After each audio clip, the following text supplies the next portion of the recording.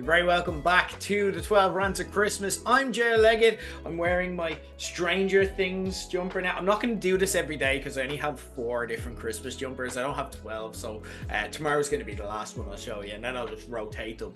But I am wearing my Stranger Things jumper today because I want to discuss a stranger thing in modern society, aka online dating, or the 21st century most popular method of opting in to insanity. As I'll discuss in another episode coming up on the 12 Rants, this was the year that I decided to kick the COVID weight to the curb, and one net, well, I don't know if you call it a net benefit, but sure, look, we'll go with it, is that it meant I could do a lot more dating than normal.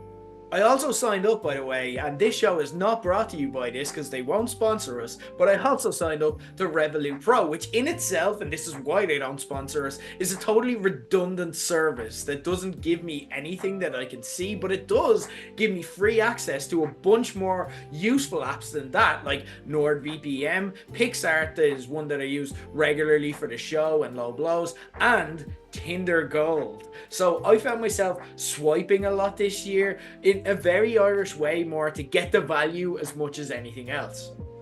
And look, this isn't going to be a show where I slate everyone unfortunate enough to swipe back at me. The truth is, at this stage, my vetting process is so strong that the people I actually did end up meeting at some stage and going on dates with ended up being lovely people. And I had positive experiences, some really fun ones too, even if things didn't work out. So if you're one of those people watching this with your heart in your mouth thinking I'm going to do an expose on you, you can breathe a big sigh of relief. I'm not here to bitch about you. I'm not going to name any names or give any descriptive details away. I just want to talk in very general terms. But it's that vetting process that I want to dig into, because in my years of dating, I think I've now got it down to a fine art, and there are certain things that I can instantly know are an absolute nope for me. So today, I want to share some of my things that will get an instant left swipe from me, or if I do get chatting to someone, the red flags that tells me that it's not worth pursuing. And I want to make this very clear. This is not an advice podcast. I am 37 and single, so what the fuck do I know? And I'm also not saying that these people that I'm going to kind of describe loosely are inherently bad or wrong. So if you hear something that you're like, that applies to me, don't feel that it's like I'm saying you're a horrible person to date. You may be perfect for someone else. I just want to let you know my own possibly piss poor, given the fact that, yeah, again, 37 and single, thought process about why these are red flags for me. The first red flag is looking for, still figuring it out. Right. Do I look like Chris Martin? Do you think that I'm here to fix you? This person is instantly telling me I am not in a headspace or actually able to give a fuck about what anyone else wants from me. But also, if I have the looking for that gives that away, I might not be able to attract someone that I like. So what I want to do is I'm going to try cover all bases. Then if I just decide to peace out for no reason whatsoever in the future, I'll point back to that and say, well, look, I tried to warn you at the start. I don't care who you are, I don't care how attractive you are or how much we have in common, still figuring it out is an instant left swipe for me. I'm a grown ass man who's lived and bothered my hole to put in work to be able to figure out what I want from someone else that I meet. If you haven't, then sorry, but good luck with that. Red flag number 2, don't speak about your ex if we haven't met yet. Some people are very militant with this rule. Like, it's not a very unique rule. And they're like, I don't ever want to hear about your ex or know for like the first 10 dates or few months or whatever. And I get it. And it's probably similar logic to mine. But I'm a little easier on that because I kind of do want to know the relationship past to someone that I'm dating. And I don't mind learning that early on because it can tell you a lot about someone. For example, one thing I'll always try figure out or even just directly ask about someone in the early stages is what their pattern is in terms of how past relationships they've been in ended. And if someone has been in maybe more than one or two relationships in their lives, it's something that we all have. People are people and breakups are breakups. Everyone tends to have a style, and that tells me who you are and how relationships going forward with you will be, and if it's going to be incompatible with me. And I'll use myself as an example here, okay? A few years ago, if you'd asked me that question and I answered honestly, which I would, I'm a very honest person, by the way, ladies, I'd have told you that I'd have whirlwind romances after whirlwind romance that would end really suddenly out of the blue and leave me kind of stunned. It wouldn't be my choice. So if you're dating me and you know your stuff, you can probably infer from that that I used to have an anxious attachment style that led me towards people with more avoidant tendencies. If you ask me that question now, I'd say I have quite pleasant dating situations, and I usually end up being the person who ends it if something starts to get messy or if it doesn't make sense and I'm just not feeling it. And I'd like to think that the contrast between the two signifies someone who's done a lot of work, shown a lot of growth and maturity, and is looking for something really healthy, but doesn't also jump into toxic situations either. So basically, if you can ignore the dad bod, the fact that I smoke, the fact that I can't drive, and the fact that I'll likely never be rich enough to buy a house by myself, I'm pretty much the perfect guy. I'm the guy that everyone talks about, okay?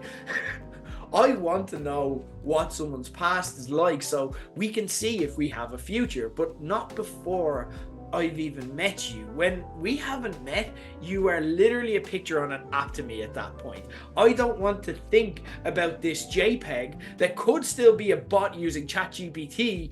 I don't want to think about that emotional baggage. I'll give you an example. I was talking to someone that I matched with on Tinder, and like I literally asked them like how long they've been single. Something that I think is also important because a lot of people who go on dating apps are literally broken up that day and totally on the rebound and not in a position to start something. And she started telling me like she was single a couple of months, but like she'd had a child a few weeks ago. Literally weeks ago she'd had a child, and she was ready to get back out there. And don't worry, he wasn't a part of her life or anything like that. And like then started saying it was such a whirlwind breakup, like it was so horrific and dramatic that she's thinking about starting a TikTok and going on a full-on rant to me about her ex. And I'm just like, you aren't over your ex. Not in a bad way, like, okay? Not necessarily that, like, again, not to make it personal on that person. I don't know them. I stopped talking to them almost instantly after they told me this story.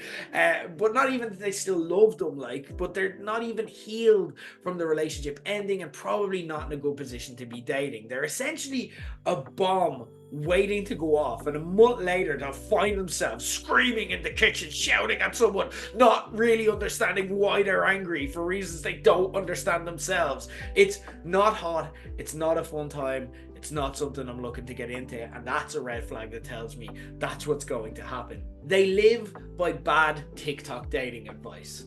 Shout out to all my single peeps out there. Final of 69, back in the house to teach you how to tell if he's a cheater or not. Basically, what you need to do is you need to go onto his friends list and you need to see how many girls he's following, and then you need to add all of these girls, and then you need to block all of these girls, and then you need to message all of these girls, and you need to say, "Are you riding my fella?" All in one words, all in caps, by the way, and it'll show you all the comments that came up on the Instagram stories, because that's where the real cheating happens these days. You gotta look at the comments and you gotta add them and you gotta block them. Go to fucking therapy. Go to therapy. Seriously, if people are living their lives by this absolute exhausting nonsense rules and games and they are screaming at you, I need therapy, but that seems like a lot of expense and a lot of effort. So instead, I'm just going to try this absolute bullshit instead. And even if you're watching this video right here, listening to me thinking I make sense and think this is the answer to all of my problems. No, it's not. Again, 37 years old, single, sitting in front of a fucking fake Christmas tree. I'm pointing the wrong direction. I don't even know where the Christmas tree is. and a fire that is blocked out. Like I went and got a video of a fire and it's blocked out. I can't even see it. Like this could have been a picture, but I've got so much effort Like talking to myself and saying that I have a podcast is an excuse to do so. This is stupid, dumb content made for fun and nothing more. Neither I nor anyone online is qualified to unpack and fix your love life with just a few simple shortcuts. And by the way, I did say the term needs therapy there, okay? There's no shame in needing therapy. If most, if not all of us, do in some form. And it is a massive green flag for me if a person is either currently in therapy or has gone before and can speak about it and has benefited from it. It tells me that they're open to self-reflection and that they want something better for themselves and they're willing to work towards that. It's a big green light in terms of this is probably going to be a healthy, happy relationship with strong communication and all the good things that you want from that. But if I hear that TikTok bullshit, it tells me that they are like a moth to a fucking flame to shitty situations, and if I engage with that, then they are going to drag me down to their level. Left. That was right on the script. I have my... You get what I'm saying. You get a swipe. I'm going to swipe them, but the bad swipe, okay? If tea or coffee is an important part of their personality, we all know that it's like a constant. I don't know, like if women are watching, I don't know if it's a thing that guys do, but if you're a guy and you're watching, you're probably, your algorithm is filled with people who are like, they have to bring up that they drink coffee, like in their dating. That's an important thing. You should not, like, it's a hot drink. If this hot drink is important enough to your life that it needs to be one of the few things you happen to share with me in your online dating profile, you're telling me, whether this is true or not, that there's not much else there. Like within 20 minutes of speaking to you, we're going to be saying, so do you work from home or do you go into the office? Like, how does that work since COVID? Yeah, I know, it's mental, right? And that's going to be the way to conversate. So it's just a waste of time. And I'm not saying there's something wrong with these people inherently. I'm not saying that they have any massive red flags. They're probably perfectly nice people. They're just not for me, or they're not telling me that it's going to be a really fun, exciting time. If they're looking for a man in finance, that meme actually cracks me up because it's so true of so many people in online dating. It's like they're unable to differentiate if they're on an app for meeting real life people who they can connect with on a human level and make their lives infinitely better than it was before meeting them in ways they didn't even know that they needed. From being on an app where they're looking for a new outfit for a big night out that they've got coming up. Like if you're buying clothes with something in mind, it's fine to have a firm idea of what you want and shop with a bit of intentionality. If you're trying to meet someone who is like the missing part of your soul, it's just not the same. This is not how you do it. And it's fine to have certain traits that you're attracted to. Personally, I go the opposite route. I like to look for red flags of knowing what doesn't work for me, and then I remain open to being surprised. I'm not saying that's the right way, that's just the way that I do. And you'd be crazy not to learn lessons from what has and hasn't worked for you previously. That is literally the purpose of dating. But if you're like, they need to be this height, they need to have this job, they need to have this hair color, and shop like it's a cute little dress that you're looking for, that's just not living in the real world. And best case scenario is a recipe for divorce when you learn that the person you were looking for was imagined. You literally made them up, then tried to squeeze the first person who seemed close enough to tick most of the boxes into that personality and into that shape. And have you ever chatted to someone who dates and approaches dating in this way? Like, they often will openly judge you. You'll be chatting to them with an open mind, hoping to have like a fun experience that you later process after the fact, and you'll decide, is this person what I'm looking for? Well, they might be just out of the blue. You'll say something random and they'll just be like, to make you aware that the thing you said doesn't match with their checklist of the imaginary person that they're weighing you up against. And like, I've got self-esteem, so if I feel judged, I'm not going to try and meet your bar. I'm not going to be like, what do you need me to do? What do you need me to say?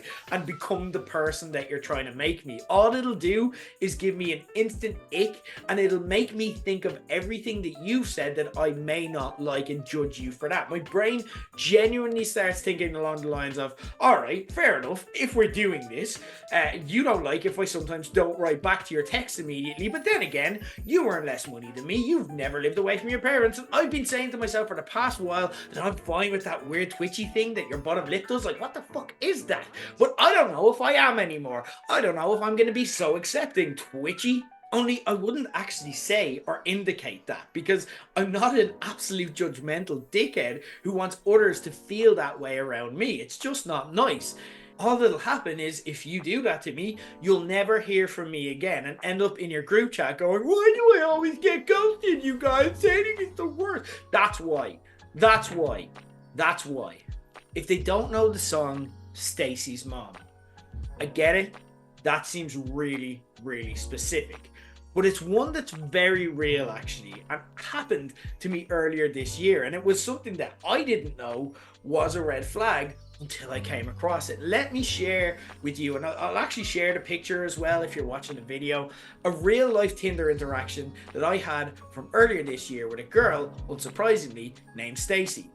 If you're not watching the video, don't worry, I'll read it out. Stacy, has your mom got it going on? Hi, Jer. What do you mean? Haha. That was that. I stopped. That was the end of the instant unmatch. I have probably never unmatched quicker. Like, she could have said, I'm in prison right now, I've murdered every man I've ever dated, and I probably would have thought about it for longer than it took me to unmatch this person. Like, instant. How is my question? How does that happen?